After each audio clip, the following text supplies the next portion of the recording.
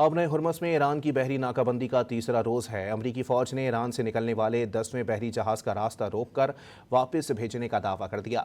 امریکی فوج کا کہنا ہے کہ ایرانی پرچم بردار جہاز نے بندر عباس سے نکلنے کی کوشش کی تھی۔ گائیڈڈ میزائل سے لیس امریکی جہاز نے وارننگ دے کر ایرانی پرچم بردار جہاز کو واپس بھیج دیا۔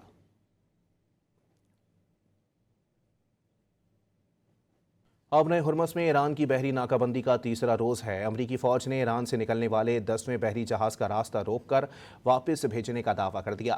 امریکی فوج کا کہنا ہے کہ ایرانی پرچم بردار جہاز نے بندر عباس سے نکلنے کی کوشش کی تھی۔ گائیڈڈ میزائل سے لیس امریکی جہاز نے وارننگ دے کر ایرانی پرچم بردار جہاز کو واپس بھیج دیا۔ اب نئے ہرمز میں ایران کی بحری ناکہ بندی کا تیسرا روز ہے۔ امریکی فوج نے ایران سے نکلنے والے 10ویں بحری جہاز کا راستہ روک کر واپس بھیجنے کا دعویٰ کر دیا۔ امریکی فوج کا کہنا ہے کہ ایرانی پرچم بردار جہاز نے بندر عباس سے نکلنے کی کوشش کی تھی۔ گائیڈڈ میزائل سے لیس امریکی جہاز نے وارننگ دے کر ایرانی پرچم بردار جہاز کو واپس بھیج دیا۔